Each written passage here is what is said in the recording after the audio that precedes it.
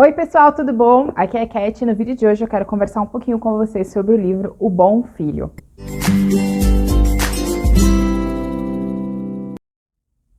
O Bom Filho é um suspense coreano da escritora Yoo Jong-jong. Peço perdão se eu estiver pronunciando da forma errada o nome dela, enfim. Mas ele é um suspense que ele vai ser contado em primeira pessoa por um jovem chamado Yoo-jin. E Yoo-jin, uma manhã, como qualquer outra, ele acorda e descobre estar coberto de sangue. E não apenas isso, ele desce as escadas da sua casa e ele descobre o corpo da própria mãe no chão. Ela foi assassinada, ela foi morta. E aí que começa o grande mistério, né? Yoo-jin, ele nos conta a história pelo lado dele, pelos olhos dele, e a primeira coisa que ele nos passa é realmente um pânico, né? Um terror, né? O que aconteceu nessa casa, o que aconteceu aqui, o que aconteceu comigo. Por que ele está coberto de sangue? Por que ela está lá no chão? O que aconteceu?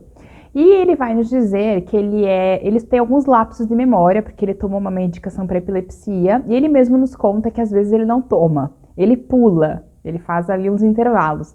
E quando ele faz esses intervalos, a memória dele fica meio fragilizada, ele não consegue lembrar totalmente. E esse é um dos problemas no início da história. Ele não consegue lembrar o que aconteceu na noite anterior. A primeira coisa que ele faz é tentar criar várias narrativas, né? O que poderia ter acontecido? Será que um ladrão entrou na casa? Será que um vizinho entrou na casa? Enfim, ele começa a bolar ali algumas mentiras. E aí vai nos levando, né? E vai nos contando também. E uma coisa que você percebe quanto leitor é como o livro é um grande estudo de personagem, é um estudo do Yoo-jin enquanto pessoa. Porque a gente entra na cabeça dele e vai acompanhando o seu raciocínio. E ele é muito hábil em subverter o leitor e subverter o que a gente pensa aos poucos. Ele é muito hábil nas palavras, a maneira como ele se desenvolve. E você começa a perceber que existe nesse personagem um certo jogo de manipulação que ele está fazendo consigo mesmo e com a gente também, com leitores. E essa é uma das coisas que eu achei mais fantástica na história, a maneira como a autora do livro nos manipula através da narrativa do Yoo-jin. Esse é um livro que também vai ter muito essa questão da violência gráfica, inclusive prestem atenção em quantas vezes a autora repete a palavra sangue e a palavra vermelho ao longo da narrativa. É muito, acontece várias vezes. Inclusive, está estampado aqui na capa a importância do gráfico, do vermelho, né? Dessa sensação.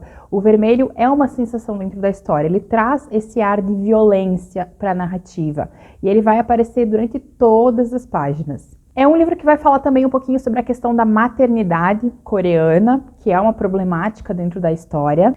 Vai falar sobre essa questão de pais rígidos e de uma educação que ela é tão perfeccionista que ela chega a ser opressora. Isso é um tema recorrente dentro da narrativa. E vai mostrar muito como a sociedade ali, ela é formada por esses jovens extremamente disciplinados, mas que não podem dar vazão às suas emoções. Demonstrar o que você sente ou falar o que você sente não é bem visto. E Yoo-jin, ele é um exemplo dessa educação. Durante toda a narrativa, ele é totalmente cerceado sobre os seus sentimentos. E isso vai alimentando uma coisa dentro dele, uma coisa talvez negativa, que vai explodir em algum momento.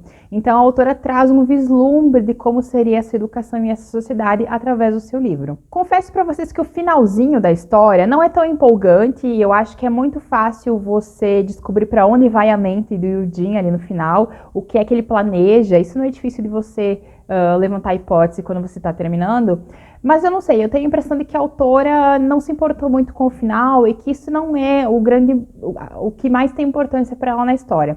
O que me pareceu, e se você já leu o livro e puder compartilhar isso comigo também, é que o que importa em O Bom Filho é o desenvolvimento, é o caminho da mente do Yoo-jin. O final só acontece. O final ele só tá aí porque ela precisava finalizar. Pelo menos foi essa sensação que eu tive. Tanto é que tem uma questão policial, de procedimentos, que nem é seguida, que é até bem ingênua, né? Quando os policiais entram na história ali no final, eu achei que foi realmente assim, que ela colocou para colocar mesmo. Mas isso não me desagradou, porque realmente eu fiquei com a sensação de que o final não tem muita importância.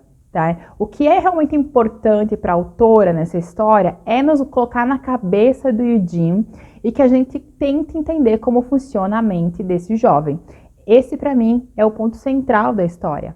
Então, se você for ler esse livro, eu já aviso vocês, né? Aproveita a viagem da história, não fique muito apegado ali ao final, porque ela não vai caprichar no final, mas realmente eu acho que o legal mesmo é você acompanhar esse personagem e aproveitar esse estudo de personagem que ela nos proporciona. Vou deixar link para o livro aqui no box de descrição para vocês. Espero que vocês tenham gostado de saber um pouquinho mais sobre o livro. E é isso, beijão! A gente se vê no próximo vídeo.